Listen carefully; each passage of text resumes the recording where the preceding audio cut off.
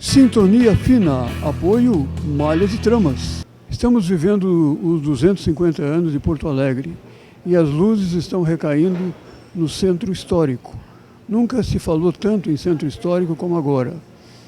Inclusive eu estou planejando um programa com a presença do prefeito de Porto Alegre, aqui no Boteco Histórico, falando exatamente do centro histórico. Afinal, esse aqui é o Boteco Histórico. Pois eu estou falando tudo isso porque o que houve na Rádio Continental AM 1120, nos anos 70, foi alguma coisa histórica na comunicação do rádio gaúcho. Até então, o que existia era um rádio que se fazia nos anos 50, nos anos 60 e quase até os anos 70, quando aconteceu esse divisor de águas. Não, divisor de ondas. Ondas médias, ondas FM, ondas curtas, da Superquente Continental. Isso aconteceu em 1971. Foi lá, né, Marcos? 1º de março de 1971. Essa voz forte e poderosa é de Marcos Aurélio Wesendonck, um dos 3 gestores da programação Superquente Continental. Era Fernando Westphalen. O judeu sempre foi especializado em publicidade, né? Sim, o judeu, além de trabalhar na MPM Propaganda, era locutor de Turf, na Rádio Guaíba. Adorava a Turf. Adorava a Turf, vivia o Turf, além da publicidade e do rádio. E o judeu sempre foi uma pessoa muito interessada no veículo rádio. Por essa razão, inclusive, ele fez aqueles contatos e o contrato com o Sistema Globo de Rádio para que nós assumíssemos a Rádio Continental. E ainda havia o Luiz Eduardo Moreira, que era especializado em automobilismo, tinha um programa de automobilismo, um dos 3 diretores... Comercial. O Luiz Eduardo Moreira era o nosso diretor comercial. Diretor comercial, né? Então, o Marcos Aurélio Wesendonck, o Fernando Westphalen e o Luiz Eduardo Moreira redescobriram, reinovaram, reinventaram o Rádio Gaúcho. Eu cheguei na Continental antes disso. Eu cheguei, quando o meu programa entrou no ar, em 1969, o Ritmo 20, o que se ouvia na Rádio Continental, eu queria botar o programa à noite e não era possível, porque à noite tinha que tocar tangos e boleros. Nada contra, eu gosto de tango, eu gosto de bolero, mas eu queria botar um programa diferente. Eu também gosto. Aí, Sempre gostei. Hã?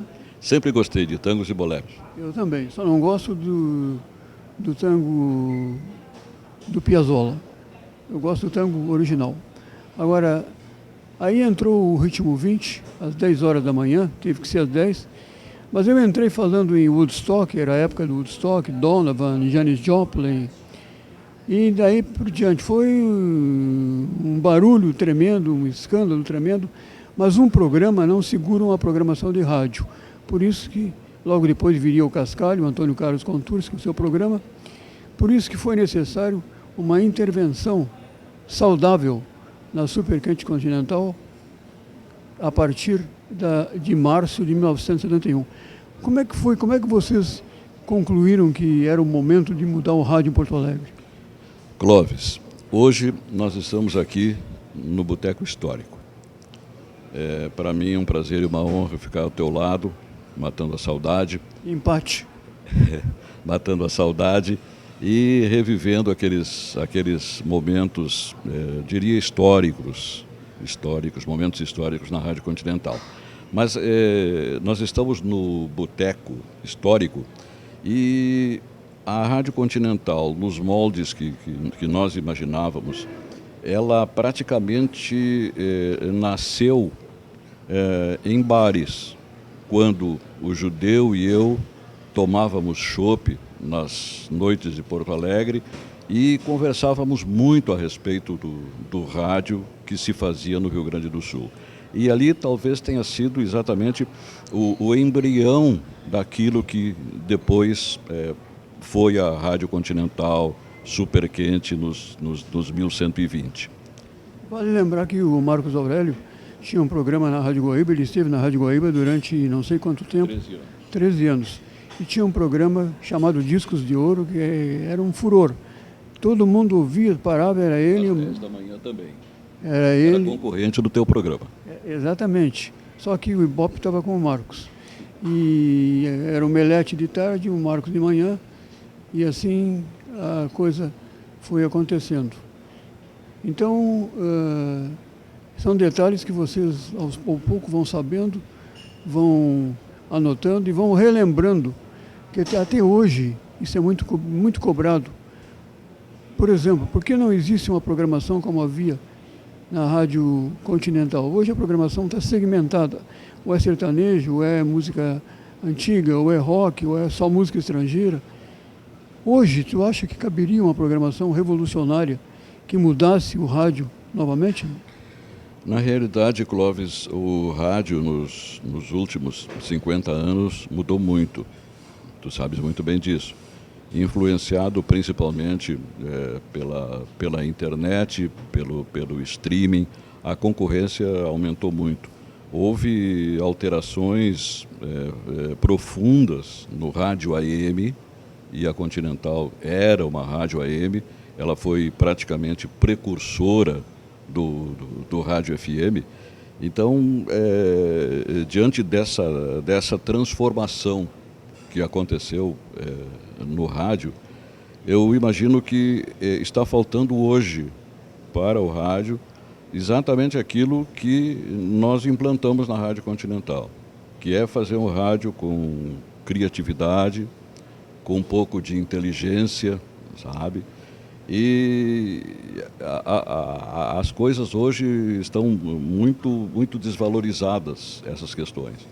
Então, para que o ouvinte fique satisfeito, é evidente e natural que a cabeça dele esteja funcionando. E isso só é alcançado através da criatividade, da inovação, da renovação. Inovação e renovação. E não é o que se vê hoje em dia, não é? Parece que o rádio cansou, ficou no mesmo ponto, na mesma situação e não evolui. Não evolui. Era a época das grandes vozes do rádio. O Marcos Aurélio, o Egon Bueno, que não fez parte da Rádio Continental, é outra. E assim muitos nomes foram passando pela Rádio Continental, como por exemplo, alguns que já eram conhecidos, outros que se tornaram conhecidos mais ainda e outros que já subiram. Por exemplo, Domingos Martins foi uma passagem forte na Continental. Um dos pontos fortes da Continental 1120 é que nós primávamos para que aqueles que fossem ao microfone, os locutores, não os apresentadores, mas os locutores, que hoje praticamente não existem mais, tivessem uma qualidade na sua voz. Porque, afinal de contas, o rádio ele é feito de som.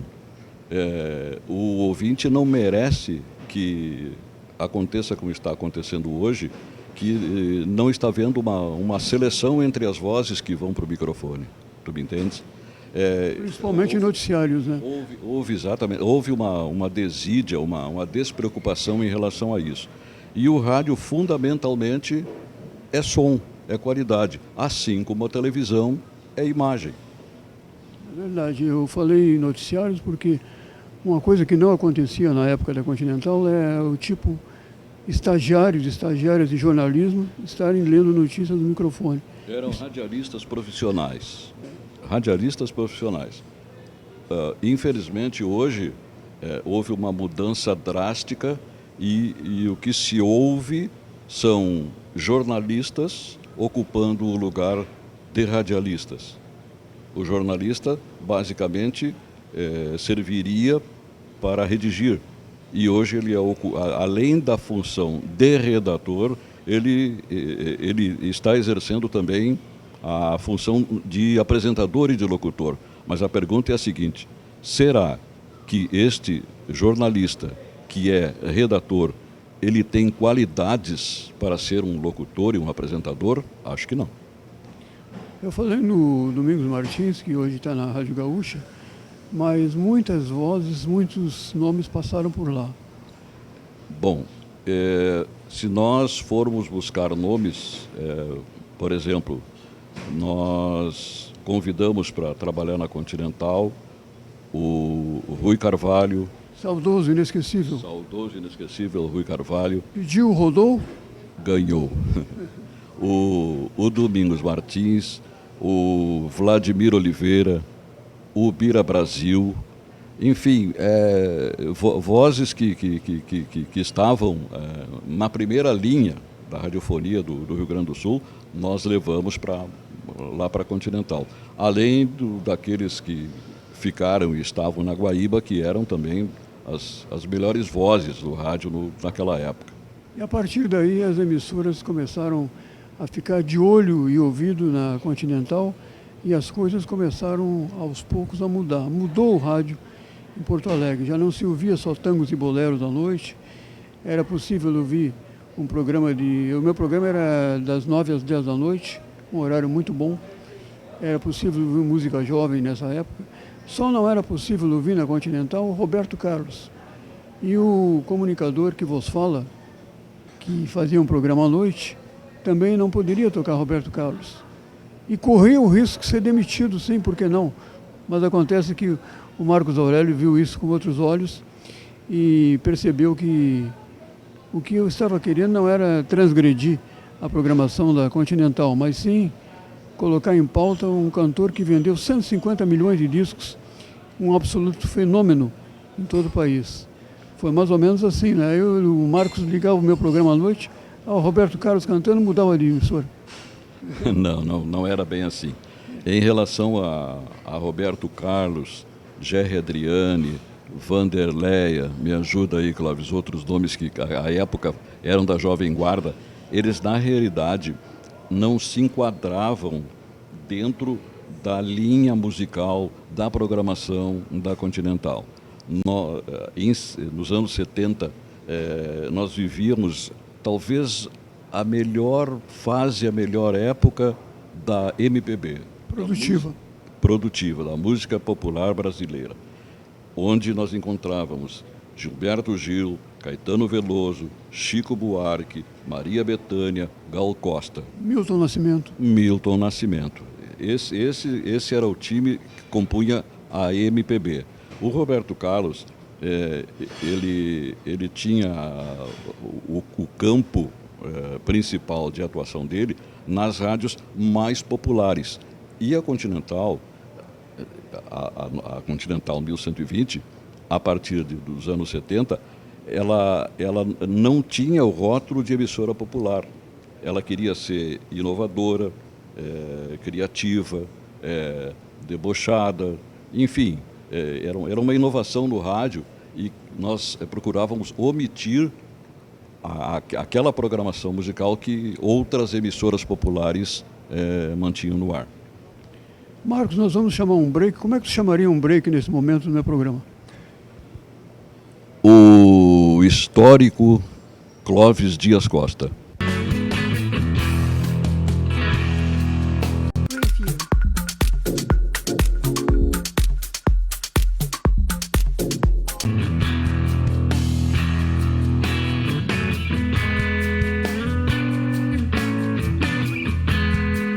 Um nome que lembra coisa boa e há muito tempo. Uma tradição de mais de 50 anos.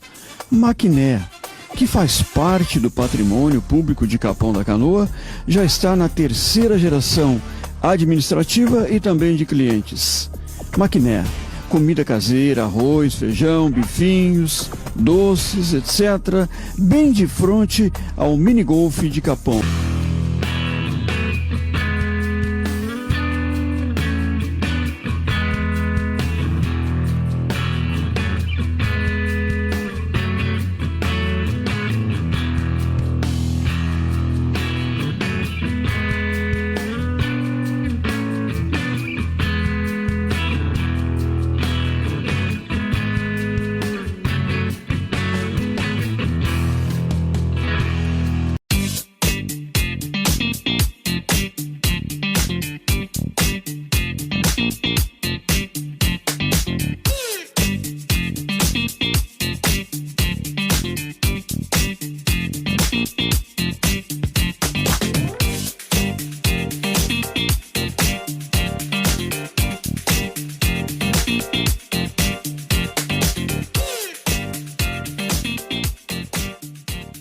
Sintonia fina, apoio Malhas e Tramas. Foram muitos os programas que marcaram época na Super Quente Continental. Hoje, recebendo como convidado especial Marcos Aurélio Vezendonck, um dos fundadores da Super Quente Continental 1120. Os programas, por exemplo, Pediu, Rodou, Ganhou, Participarada, Ritmo 20 também está nesse pacote? Sim, Ritmo 20, o Cascalho Time, o Julius Brown, Mr. Lee in Concert. Por que tu não levou discos de ouro para a Continental? Mas o disco de ouro esteve lá. Esteve lá. E no horário das 10 horas da manhã. Mas teve uma duração efêmera. Pois é, por isso que ele não ficou arquivado na minha memória. Ele praticamente não se enquadraria dentro da programação da Continental, embora as músicas que eram selecionadas na Guaíba estavam conformes à programação da Guaíba. E os discos de ouro que nós colocamos na Continental estavam na linha mais da própria Continental. Porque não, nem tanto. A Guaíba tinha aquela programação clássica, não é? Sóbria, e na Continental já era diferente. Quer dizer, as músicas que nós considerávamos como os discos de ouro da Continental eram outros intérpretes, outras músicas, enfim. Era ouro puro. Era ouro puro. Pois é. E aí começaram a acontecer esses programas todos, depois chegou o Cascalho, eu acho que foi, se a programação entrou no ar em março de 71, ele deve ter chegado um ano antes, coisa parecida. Tu talvez tenha mais certeza do que eu em relação à data, porque quando nós chegamos lá, o Cascalho Time e o Ritmo 20 já existiam. Foram os programas basilares na programação da Continental, que foram fazer parte da nova programação. Os dois programas abordavam música jovem, inclusive o Ritmo 20 tinha uma vinheta chamada Ritmo 20, o programa jovem do século. Aí começaram a falar, pô, tu tá te achando secular? Não, século 20, só isso.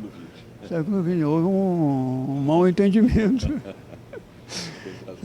E aí então começaram a chegar os programas, a programação começou a mudar. Uma coisa muito interessante, muito importante, isso despertou imensamente as agências de publicidade, né?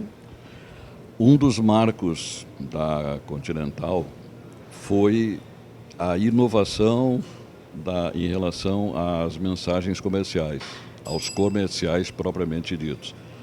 As agências passaram a produzir jingles, spots e textos na linha que a Continental estava implantando. Saco e cuecão, moinho salgado e? Malcom. Então, as agências, Clóvis, elas passaram a produzir especialmente para a Continental. Muitos comerciais, muitos jingles, muitos spots eram veiculados apenas na Continental com aquela linha dirigida para o público jovem, que era o público-alvo da Continental. E houve um momento, inclusive, que havia fila de anunciantes esperando. No início, te confesso que nós até nos assustamos com a largada a nível comercial e de faturamento. Mas na medida em que a emissora foi obtendo sucesso e mais público, embora nós não trabalhássemos com Ibope, as agências foram entendendo que o público-alvo da Continental estava sendo atingido, se não em 100%, em 99,9%. E aquelas frases na Porto Alegre do viaduto da Marli, etc. e tal, como é que foram? Pois olha, tu sabes que essa sacada das frases na Porto Alegre, eu te confesso que eu não sabia que tinha sido uma sugestão do Edgar Ferretti para o Judeu num jantar que eles tiveram na Floresta Negra. Porque nós recebíamos colaboração de várias pessoas que trabalhavam em agências de propaganda que nos davam sugestões. os nossos próprios colegas da Continental sugeriam, nós analisávamos e, uma vez aprovado, ia para o ar.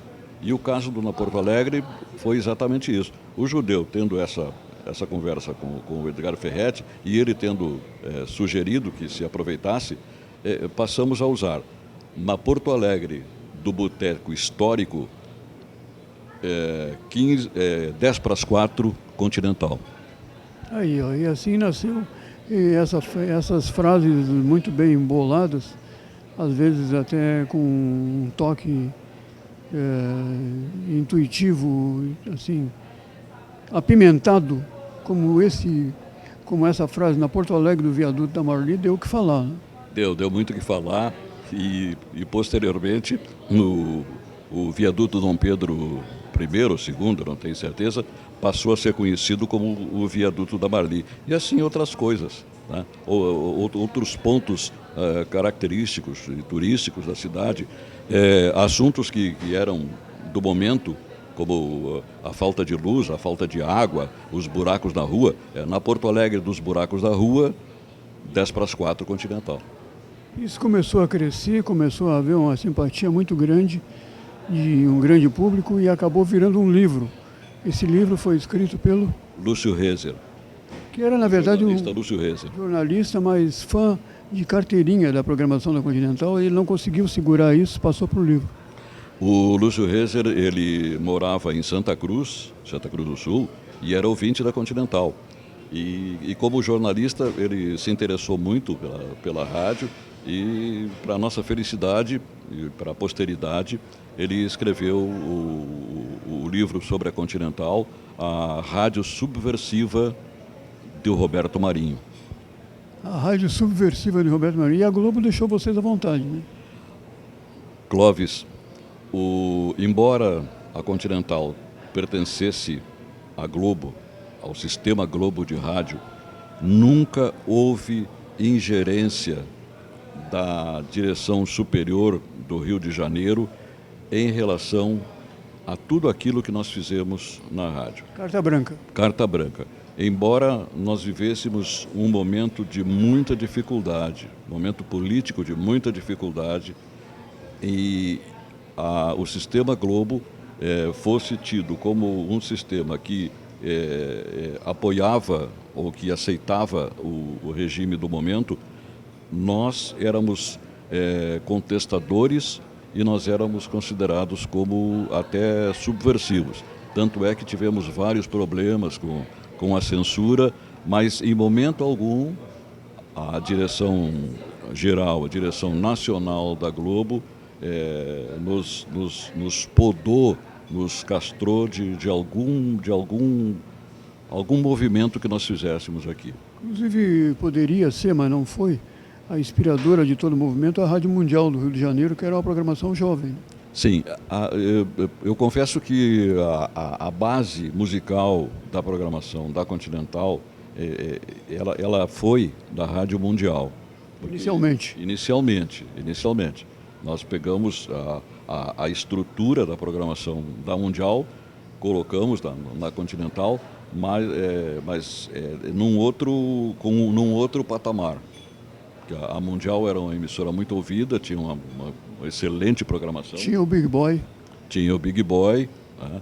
E, enfim, nós nos baseamos, até porque a Rádio Mundial era do Sistema Globo de Rádio, como eu chamo, o esqueleto da programação era o mesmo, só que a programação era diferente. Não sei se tu sabe dessa história, o Big Boy veio a Porto Alegre, se hospedou no Hotel Everest e me ligou para a Continental, eu estava no ar. Aí queria saber quem era o apresentador. O apresentador sou eu atendi o telefone. Aí ele disse, eu tenho que ir para o Rio de Janeiro, o cara vem aqui conversar comigo, queria que eu fosse para o Rio de Janeiro. Só que aqui em Porto Alegre eu era um isqueiro a gás, lá seria um palito, não tenho a menor dúvida, palito de fósforo. Então isso não impediu que nascesse daí uma amizade. E ele, na outra volta a Porto Alegre, voltou a me ligar, me procurar e disse, olha, hoje quero ir contigo assistir o Gênesis. E fomos ver o Gênesis no Gigantinho. Eu estava lá, também assisti o Gênesis. Também estava lá. Infelizmente tu ficaste em Porto Alegre, não fosse para a Rádio Mundial. Pois é. E o Big Boy tinha um problema de asma, mas era uma criatura sensacional. Infelizmente ele subiu, mas deixou uma imagem, uma marca bastante importante. Bem, eu acho que O Big Boy deixou uma marca na Mundial e o Clóvis Dias Costa, o Cascalho, o Júlio também deixaram a sua marca na 1120 Continental. sabe que o Ritmo 20, eu não sou muito saudosista, não. Assim, a ponto de estar curtindo o tempo todo passado. Eu tenho programas da Rádio Continental gravados em fita videocassete, mas raramente assisto. O Ritmo 20, quando saiu da Rádio Continental na década dos anos 70, a Rede Pampa me procurou através do Rogerinho Caldana e do Otávio Gadré. Eu passei então para a Rádio Pampa com o Ritmo 20. Na sequência, houve uma mudança de programação da Universal FM. Aí o Gadré quis passar o programa para Universal e eu quis mudar o nome do programa. Mas ele não aceitou. Ele disse, não, tem que ser o Ritmo 20. Numa entrevista que eu fiz com ele, ele me disse que até hoje, o Gadré não é de dar entrevista, mas ele conseguiu. Eu consegui uma entrevista dele. Até hoje ele lembra Marcos Aurélio Vezendonck anunciando o meu programa, a abertura, com a música In the Year 2525 do Frank Porcel. Quer dizer, o cara era um mega empresário da comunicação e fã de carteirinha da tua bonita voz, da tua bela pessoa. Muito obrigado. Aliás, depois de ter saído da Rádio Continental em 1981, 82, eu trabalhei na Universal. Eu fui convidado a fazer locução na Rádio Universal. E à época o Bianchini, o Bira Brasil eram locutores, nós éramos colegas. Gianluca.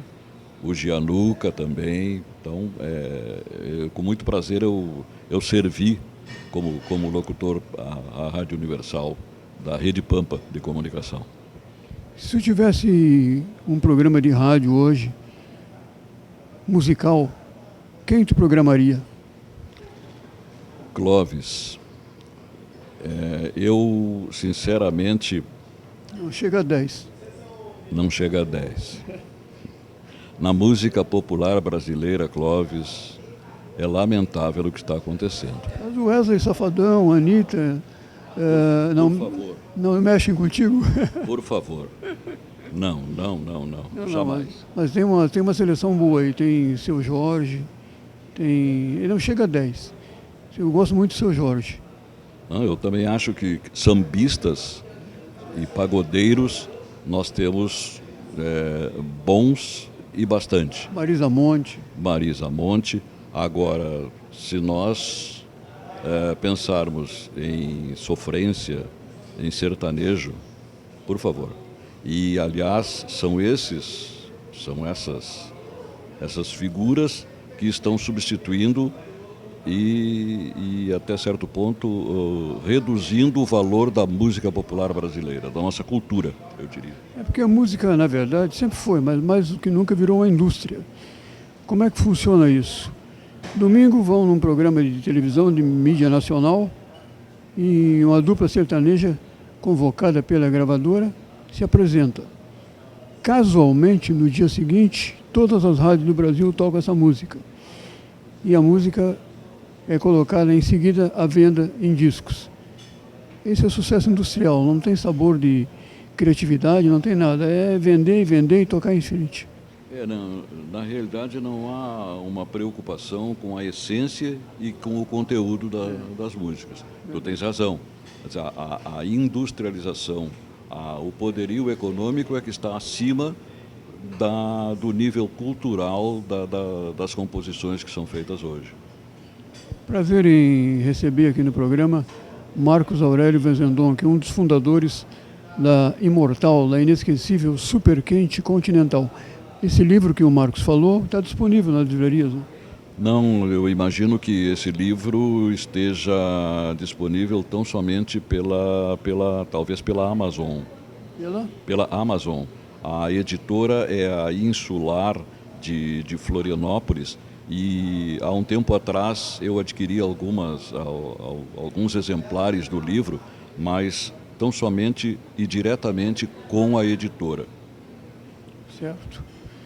Então foi o que eu teria trazido para vocês, a alegria de estar junto com o Marcos Aurélio, um convite, uma participação no programa que há horas eu estava solicitando, mas bota A pandemia nos atrapalhou. Bota a pandemia em cima disso, bota outros problemas, troca de emissora da minha parte, e agora estamos aí com o Sintonia Fina em canal aberto, em canal fechado, enfim, todas as plataformas possíveis e impossíveis. Marcos, eu não sei como te agradecer. Eu é que agradeço, Clóvis. Para mim, realmente, foi uma honra e um prazer participar do teu programa. Fico muito feliz em saber que tu estás no ar, né?